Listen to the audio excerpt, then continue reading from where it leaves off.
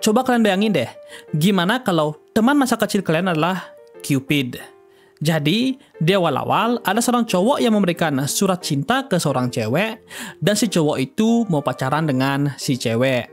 Tapi si cewek bilang minta maaf. Si cowok jelas hatinya itu sakit, tapi tiba-tiba ada panah yang menembus kepala si cewek. Dan si cewek yang awalnya menolak si cowok, tiba-tiba mendadak memeluk si cowok. Dan dia bilang mau menjadi pacarnya si cowok. Dan dari kejauhan ada cewek yang melihat itu dan memegang busur panah.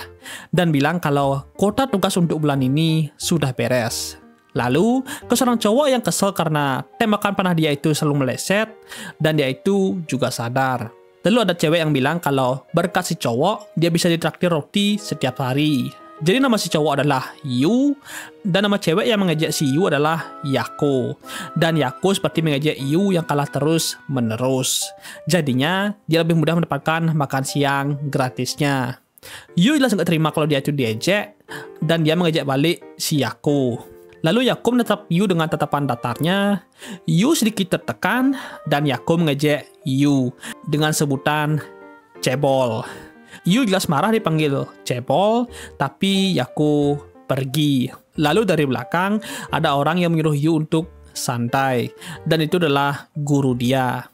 Dan gurunya itu memberikan susu. Pas mereka duduk, Yu itu keheranan, gimana sih Yako itu bisa hebat dalam memanah. Gurunya jelas bangga karena Yako itu adalah anaknya sendiri. Jadi gurunya itu tanya, kenapa Yu mau mengalahkan Yako segitunya? Yu bilang alasan dia itu jelas, karena dia itu tidak bisa melihatnya. Yu bilang kalau dia itu tidak suka dengan wajah Yako yang selalu sombong, dan berpikir kalau Yu itu tidak memiliki kesempatan untuk menang melawan Yako. Karena Yu itu tidak dilihat sebagai rival dia, dan itulah yang membuat dia itu kesel karena dia ingin mengajar si Yako suatu hari nanti dan dia pasti akan menang. Gurunya malah tersenyum, tapi Yu bilang setelah dia menang, dia akan membuat wajah Yako sombong itu kesel. Dan di sekolah ini, Yu sadar kalau banyak banget orang pacaran di sekolahnya, dan Yu kelihatan kesel. Dan dia itu tanya ke temennya, kenapa banyak banget orang pacaran di sekolah ini? Tapi temennya bilang, jangan cemburu dong. Yu jelas bilang dia itu nggak cemburu. Jadi temennya bilang, kenapa Yu itu nggak nembak si senpai itu saja? Yu awalnya nggak paham, makanya dijelasin lagi sama temennya. Dan Yu bilang kalau Yu sama Yako itu cuma teman masa kecil. Apalagi Yako adalah cewek yang mau dia buat menderita kalau dia itu bisa menang. Tapi temennya bilang kalau Yu itu bukan rival. Jadi malah mungkin Yu bisa menang juga.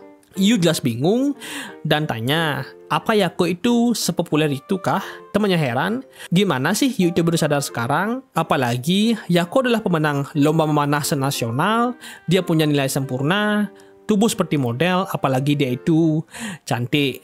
Makanya jelas banget kalau Yako itu populer.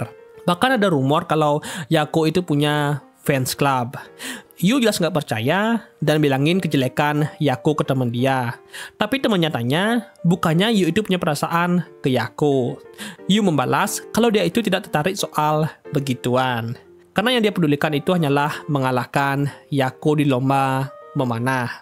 Lalu ada teman sekelasnya yang bilang kalau bakal ada orang yang nembak di belakang sekolah. Mereka yang dengerin itu pergi ke sana. Yu jelas digoda sama temennya yang katanya tadi itu nggak suka begituan, tapi malah melihat juga. Yu bilang dia suka melihat hal beginian karena serulah. Lalu mereka melihat cewek yang ada di awal tadi, tapi Yu melihat sesuatu dari kejauhan. Temennya masih membicarakan kedua orang itu, dan Yu sadar yang ada di atap gedung adalah Yako. Dan Yu jelas langsung OTW ke sana. Di atas, Yako yang lagi makan kaget dengan kedatangan Yu yang langsung marah ke Yako. Yako jelas heran. Yu memperingati ke Yako jangan melakukan hal yang bodoh. Apalagi melock out itu bukanlah hal yang benar. Dan dia tidak akan memaafkan Yako. Yako bilang itu bukan tujuan dia, tapi kakinya Yako tergelincir dan dia terjatuh. Yu jelas langsung berlari ke sana, tapi dia malah melihat Yako yang mengeluarkan sayap malaikat. Yu jelas heran, tapi dia ditahan sama Yako, lalu dia dibawa pergi. Lalu Yu itu keheranan soal Cupid. Jadi aku menjelaskan lagi kalau Yu itu memang benar soal pendapat dia tentang Cupid. Yu masih nggak percaya, tapi Yako menyuruhnya melihat ke belakang. Dan di sana, dia melihat kedua orang tadi berciuman. Dan dibilangin sama Yako, ketika ada orang yang terkena panah Cupid, orang itu rasa cintanya akan meningkat pesat ke orang yang ada di depan dia. Yu jelas cuma bisa bersembunyi melihat mereka berdua, dan Yu baru sadar, jadi alasan banyaknya pasangan di sekolah itu karena Yako. Yako jelas menyemongkan dirinya kalau dia adalah nomor satu dalam menjodohkan orang lain. Makanya, dan tiba-tiba Yu diserang pakai panah. Yu jelas heran, jadi Yako menjelaskan kalau keberadaan mereka itu sangatlah rahasia, dan orang lain dari keluarga mereka seharusnya itu tidak tahu. Makanya, dia akan membuat Yu tidak mengingat keberadaan dirinya. Dan Yu itu cuma bisa lari. Yu jelas marah karena Yako sendiri yang membeberkan semuanya. Tapi Yako itu nggak peduli dan menyuruh Yu jangan menghindar. Jelas Yu kabur, tapi Yako tetap mengejarnya. Yu jelas makin kencang larinya, tapi Yako tetap memaksa. Dan Yako sempat kehilangan jejaknya Yu. Yu jelas merasa tenang sebentar, tapi Yako muncul dan langsung mengangkat Yu terbang. Yu jelas tanya apa yang akan Yako lakukan, jadi Yako bilang santai saja. Selama Yu menjauhi dirinya, kehidupan normal Yu akan berjalan seperti biasanya. Dan dengan tatapan datar, bilang kalau ini adalah jalan yang terbaik. Tapi Yu itu marah dan langsung memegang sayapnya Yako. Dan pas mereka jatuh, Yu memarahi Yako karena pikirannya itu selalu begitu. Yang penting memilih jalan yang terbaik untuk dirinya sendiri. Apalagi Yako tidak berusaha mencoba mengerti perasaan dia. Yako jelas nggak mengerti, jadi Yu bilang kehidupan tanpa Yako itu hanyalah omong kosong. Yako sedikit terkejut, lalu mereka terjatuh di atap sekolah. Tapi santai saja, nggak ada yang terluka. Yu jelas berpikir kalau dia itu bakal mati dan menyuruh Yako berhenti melakukan hal yang ceroboh lagi.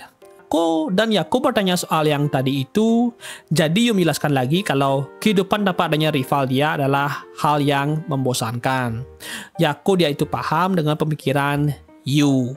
Tapi pas Yu membalik, dia terkejut melihat anak panah yang ada di perut Yako. Dan Yako tanya, jadi mereka itu akan menikah ke depannya. Dan Yu jelas cuma bisa kebingungan. Dan yap, ini manga one shot. Memang aneh banget lah. Manga one shot itu ceritanya itu bagus banget, tapi manga panjang seperti Kanokari Sampah itu jelek banget ceritanya. Apalagi ini manga gambarnya bagus banget, ceritanya menarik, dan kalau ini dibuatkan serialisasi manganya, mungkin bakal fokus ke perkembangan emosi dari Yako, dan Yu akan mulai lembek ke Yako juga. Ya, itu mungkin itu sih kalau dijadikan manga biasa. Tapi kita tunggu sajalah, apa mungkin ini dibuatkan manganya atau one shot doang. Dan jangan lupa like, share, dan subscribe, loncengnya juga, dan sampai jumpa di video berikutnya. Bye-bye, Bakakers.